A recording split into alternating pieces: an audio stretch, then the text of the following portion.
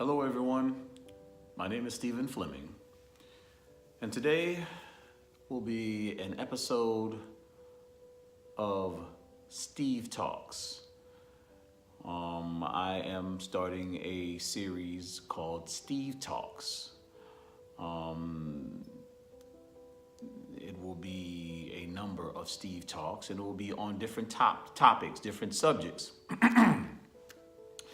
So, today I am going to talk about separation.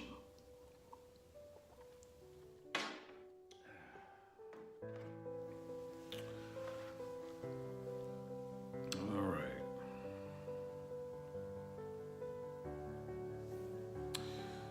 Separation.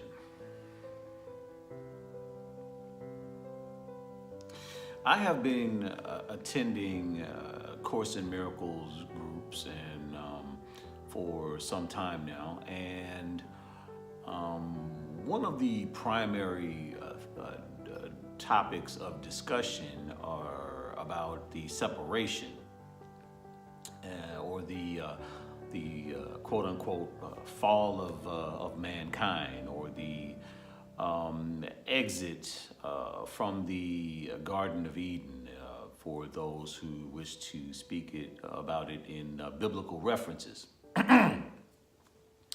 So I decided I was going to talk about this because separation is something that is currently practiced in many forms in the world that we experience today. So I wanted to really get into the meaning of separation and then talk about a few other things. So my first question, or the first thing that I want to address, is what is the meaning of the separation? Well, that is a good question. Separation in its purest form is the believing somehow that we are separate, that we are separate by space, we're separated or separate by time, we are separate in consciousness, and there's all sorts of separation. We are separate by race, or ethnicity. We are separate by if you are male or female. So separation or separateness, or being separate, or being different comes in many forms. But what is the true meaning of separation? Well, A Course in Miracles is a good place to start. And A Course in Miracles defines the separation as a faulty formulation of reality with no effect at all. A Course in Miracles gives another definition of separation. It defines it as our detour into fear.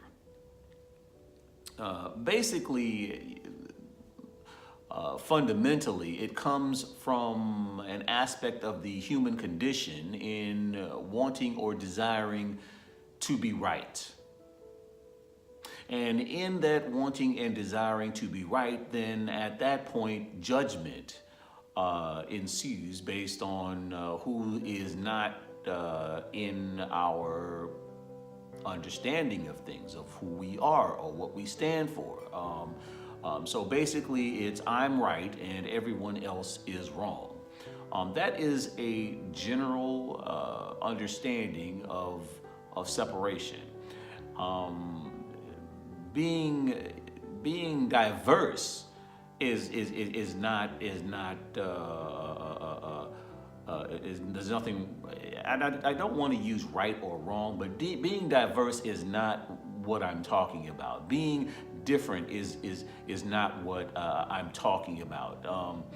What I am referring to is the thought process of people in the human condition, as far as If someone represents a thought process that is somehow different from my thought process, then I'm right and they are wrong. That is what I'm referring to as far as separation. So as far as male or female, if I am a male, then, women don't know any better. Oh, makes sense. Must be a woman that thought of that. Things like that. That type of ideology and that type of rhetoric is what I'm talking about. Or as far as a woman. As far as thinking that all men are, I don't know, somehow simple or simple-minded, a simple-minded man, and things like that. I've heard males and females refer to the other sex in ways that are judgmental, and that is what I'm referring to as far as separation. So it's not as far as ethnicity based, however, that can be a category.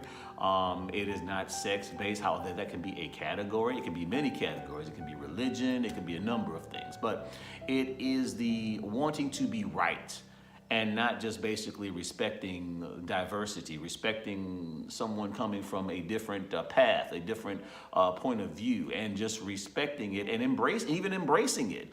And it's like, wow, I never thought of it like that. I never thought, this is, what you go through, because, I was going through my own journey, and not condemning and not pointing the finger and judging just based on the fact that this is a person or an idea that is somehow different from your own. And that is the whole heart of separation, or the divisiveness that comes from separatist type thinking. So what caused the separation? Well, what caused the separation? To be honest with you, no one really factually knows what caused the separation. There is a lot of speculation. Some people, again, believe that what caused the separation was somehow being ousted from the Garden of Eden. As far as biblical standpoints, it's important to point out that was a story, but the Garden of Eden, if we want to refer to that, was not a place or a garden at all. As a matter of fact, the Course in Miracles specifically states that it actually represents a state of consciousness that we had back then, or back at this particular time, where we were in this Garden of Eden, where we lacked nothing. For God had already given us everything. So there was no lack of any kind, and we did not perceive of any lack. And it was only until we begin to perceive of needs. It is only when we begin to somehow see ourselves different in form, or there was some sort of subtle difference, and we begin to see these differences, and we begin to perceive ourselves to need things, and that is how fear came in. It is described, or one way of describing what caused the separation was in chapter 27, part 8, paragraph 6, refers to a tiny mad idea which came about in our consciousness, and it just began to grow from there. And so basically man forgot to laugh. And became enmeshed basically in these bodies, and began to truly believe that he was this body, as opposed to just playing a role, like an actor or actress plays a role in a play or in a movie or something like that.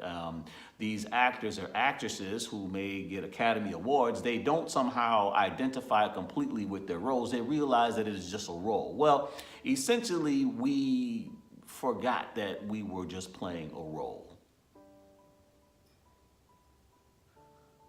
And we begin to identify with the role. Okay. That is what A Course in Miracles states essentially took place as far as a separation. Again, it's very speculative, but it really doesn't matter because we practice separation in limitless forms today. I have merely compiled a few categories of the ways that we practice separation, but that is one of the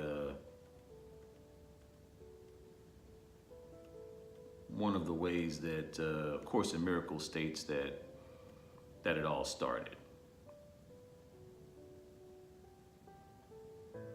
So, what are some categories that can contribute to separation? Well, again, these categories by themselves are just basically differences, but when we then identify with and then put ourselves in a position of being right, wanting to be or needing to be right in all things, which one would possibly want to ask themselves, do I desire to be right or do I desire for happiness? Do I desire to be happy? Because that right there can actually do a whole lot to undo separation consciousness. Categories that contribute to separation are sex. Or whether you're a male or a female, that's a category. And with a certain type of thinking, that can contribute to separation.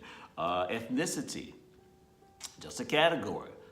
However, with a certain type of thinking, that can contribute to separation. Racism is a form that ascribes to ethnicity or separatist-based thinking based on one's ethnicity. Social class. Social class is something else. That's just a difference, just another difference. We live in a very diverse world. However, with a certain type of thinking, that can contribute to separatist type thinking. Nationality, what country you're from, what country you identify with.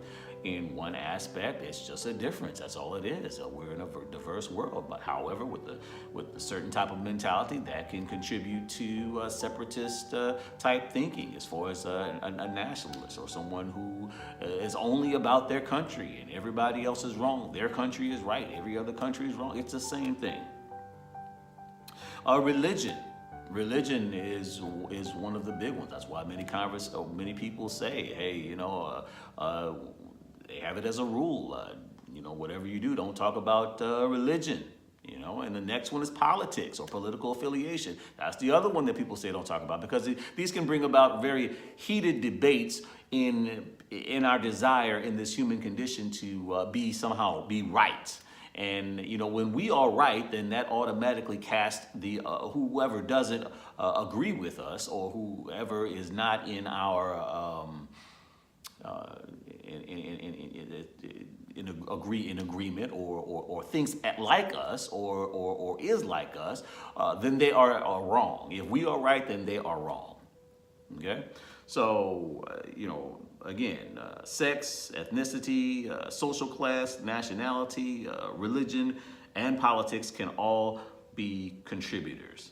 They can all be contributors, and it's very interesting.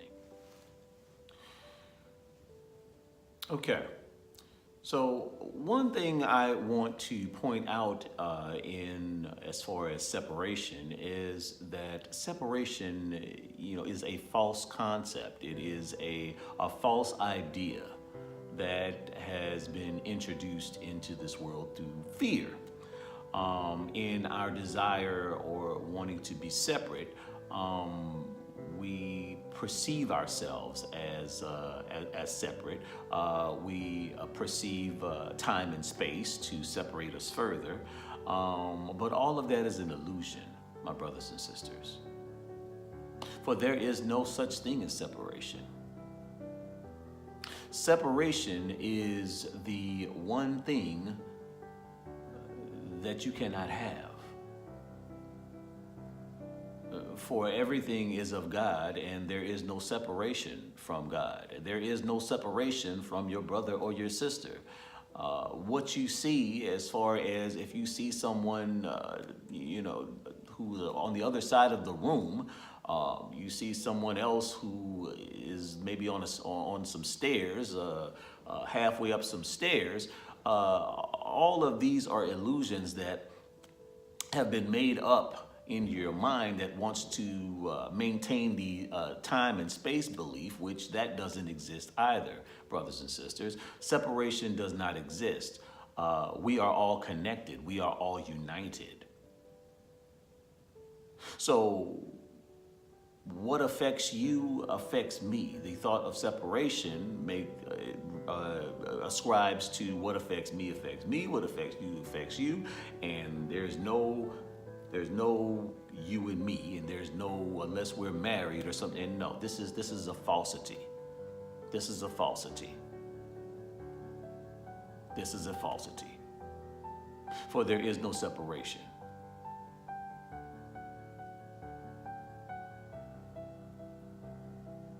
There is only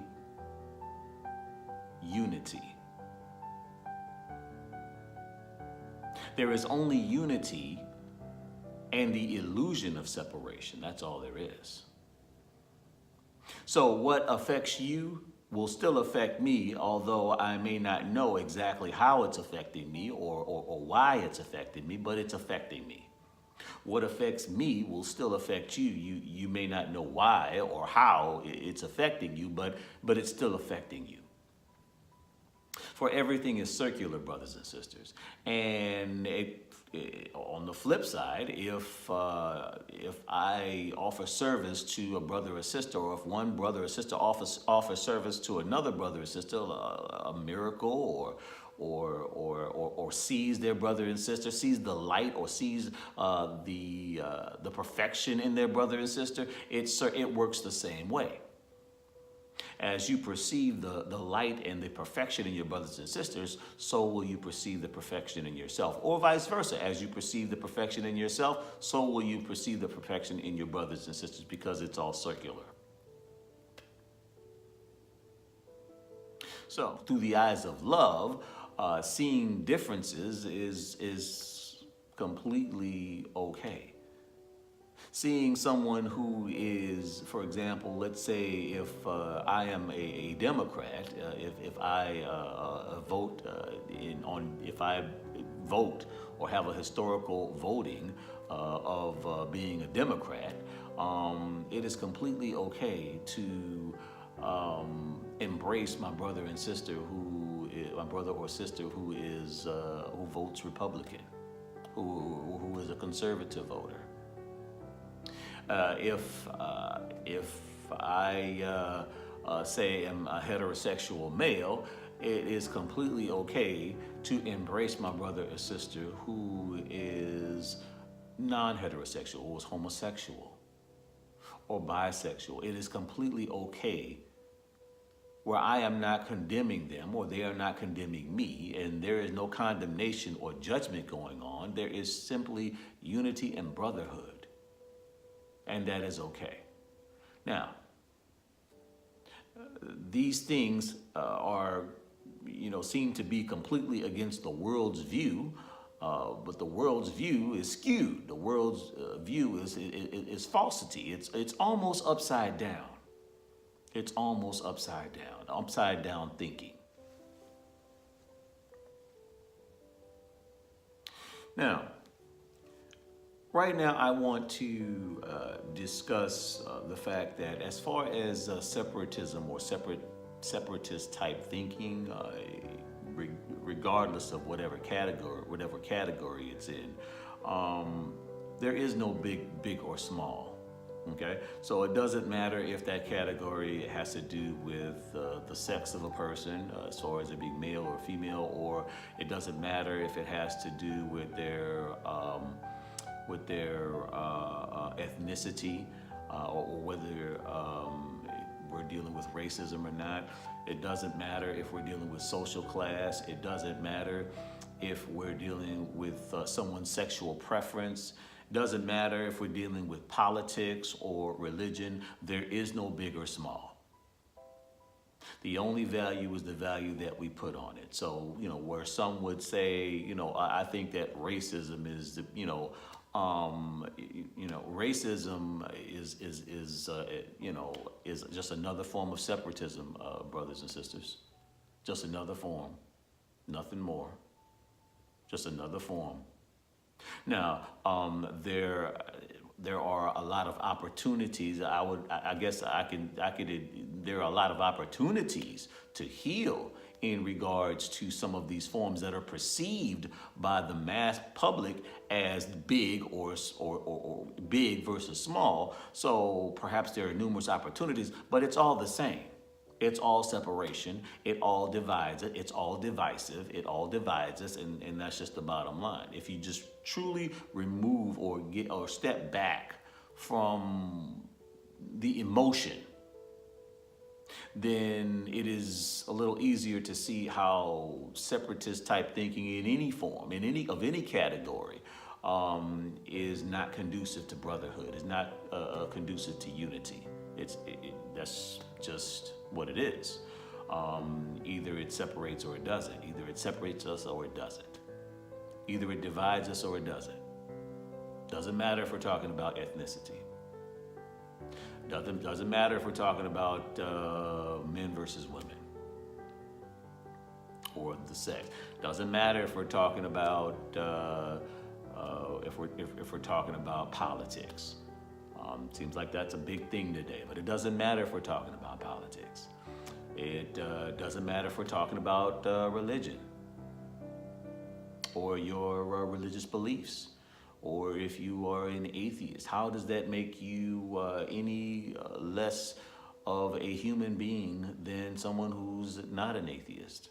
What makes someone that is not an atheist better or superior than someone who is an atheist?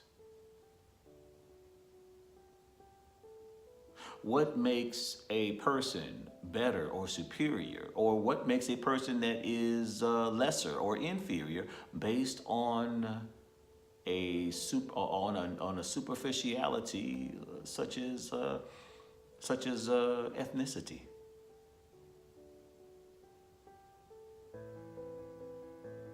What truly makes someone superior or inferior based on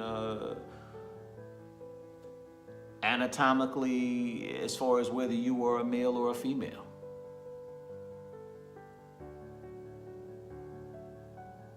We are all created as equals. We are all created as equals. There is no superior or inferior with any of us.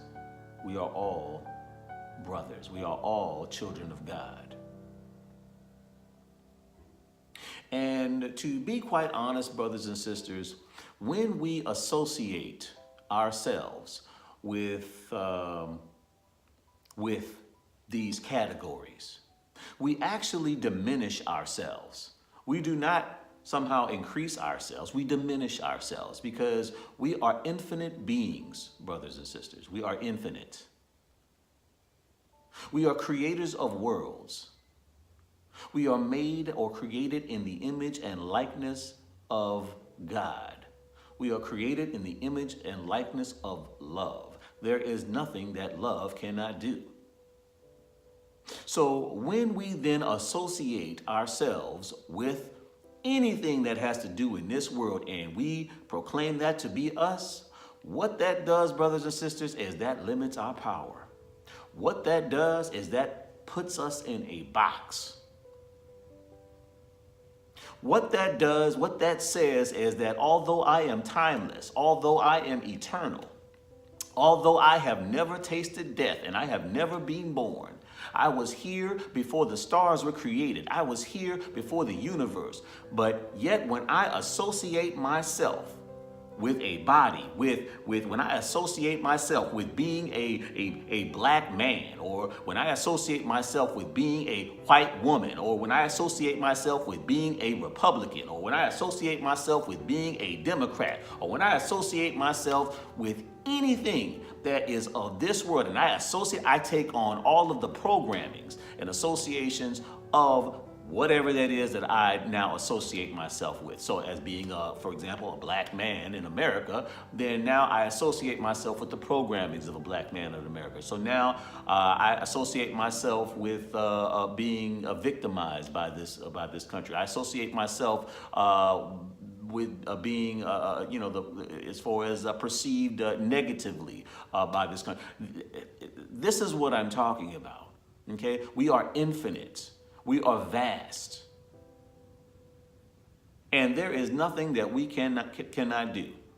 And again, it demeans us and makes us small in order to put us in a box or compartmentalize us, where we now are associated with some sort of demographic category.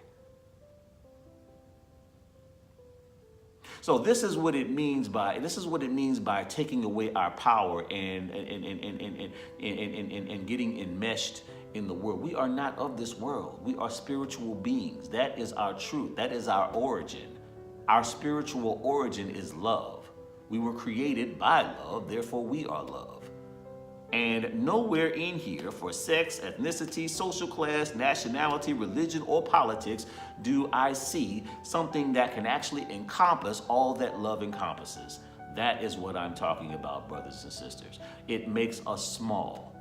It makes us limited. It limits us. And as we perceive ourselves as limited, then we are limited, which is why we may feel powerless, which is why we are fearful and get frightened, and we feel unsafe and have to live behind bars as far as on our doors, and have security systems and things like that so we can feel safe. And all people have to do is basically start ranting and raving and talking about, hey, these people over here are to blame for whatever it is that you're going through. And because we're so fearful and fearfully motivated, then we go ahead and, just like sheep, we go and vote for whatever it is that needs to be voted for, because we want to feel safe. Again, and the reason why this is all occurring is because we have made ourselves small, and not vast, and not limitless, and not eternal, okay? And that is what I am talking about when I say that associations with all of these categories, it limits us, it makes us small. Okay, yeah. Next question. How can we heal the separation? Okay. Well, the first thing that is required in healing any type of separatism, separatist type thinking, is to have an open mind. When one ascribes to separation, one basically closes their mind off to any other outlook or a way of perceiving things. So one becomes closed-minded. So the reverse is necessary in order to change things. And once one has an open mind and one is at that point willing to see or look or perceive things differently, is when things start to change. So it requires open-mindedness or a willingness to see or perceive things differently. So open-minded or willing to see things differently. Okay, so because I am a quote-unquote black man, and this other person who I disagree with is a white man. And so open-mindedness and being willing to see things differently, that is something that starts within here. And it's like, I know how things are from my perspective, but what would be things be from this person, Bob's perspective over here? Bob is a white man.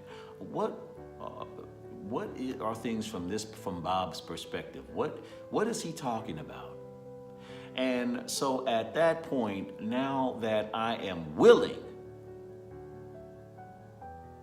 to see things or perceive things differently, then I will begin to see things differently. Once I am willing and open-minded, things begin to occur, thoughts begin to happen, shifts happen in perception and consciousness that will then allow me to see from Bob's perspective. Perhaps Bob didn't know any better.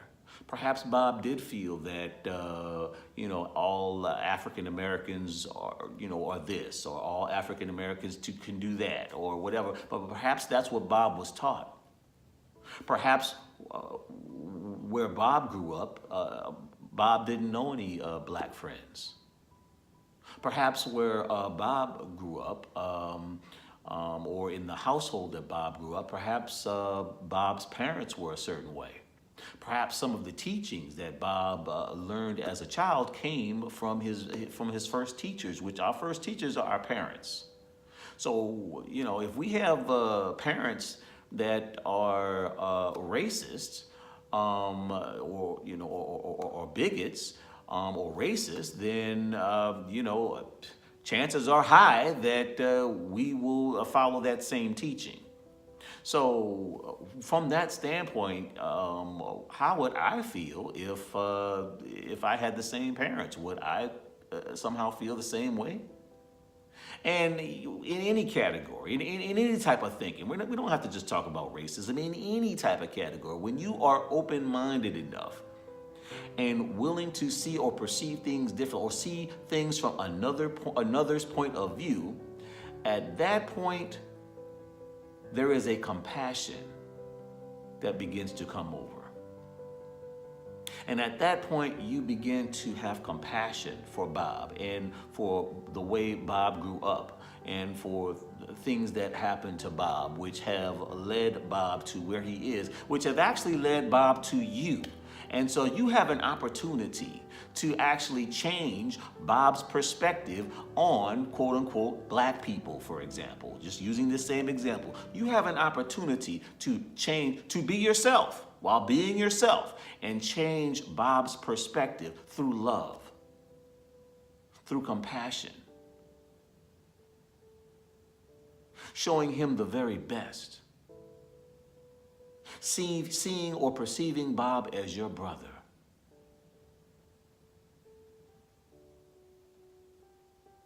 And from this compassion,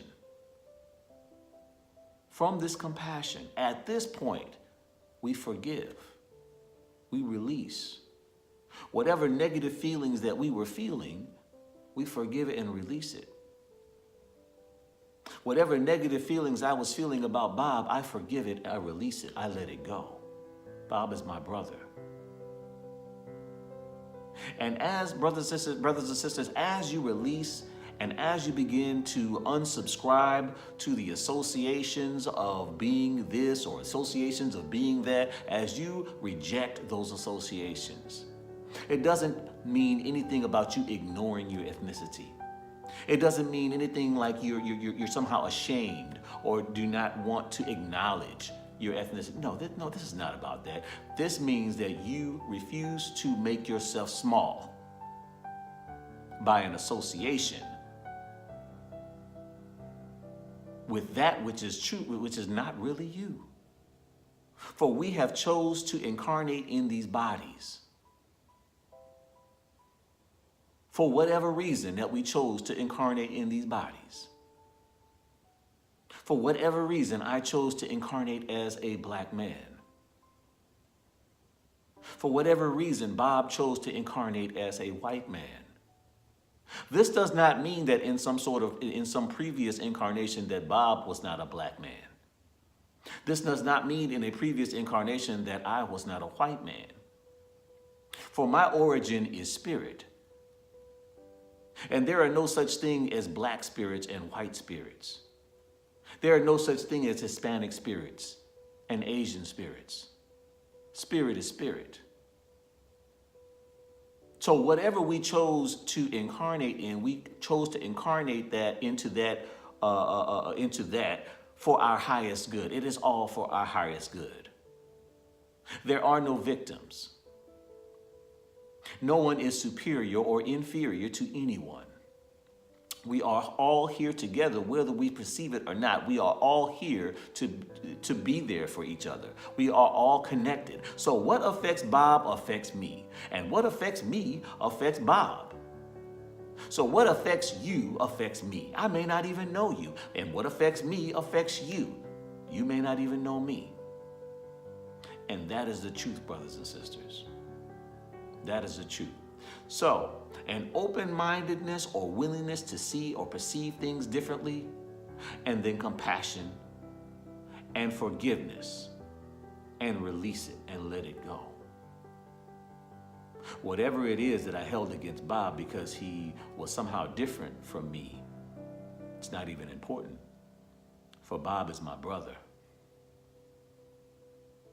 Bob is my brother. We don't have to look alike. We don't have to be in the same earthly family. We do not have to be related by blood or by DNA. Spirit transcends blood or DNA. Spirit is our original state before we chose to come here, not the other way around. These are things that many of us already know, but sometimes we need to just be reminded. Sometimes we get caught up in the trivialities of life and being trivial and looking at whatever we look at for pleasant diversions, watching whatever is going on in politics. Politics has become very entertaining lately. And getting caught up in that and then basically forgetting the fact that we are spirit and we're just basically in the human experience. Spirits experiencing the human experience. That's all. That's all it is.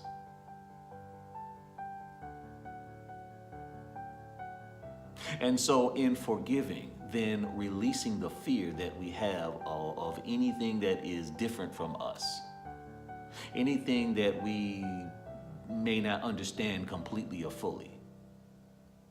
As we forgive ourselves for our misperceptions in wanting to perceive ourselves as right and others as wrong. Now that we have begun to forgive and release these things, then also we are releasing fear, because now it's okay. It's okay. Everything is it's okay. And while I may still have differences of opinion with Bob, Bob is still my brother. And with that compassion, now, even though we have differences of opinion, I respect Bob in his opinions. And Bob, even though he still has his opinions, he respects me and my opinions. And we see each other as brothers.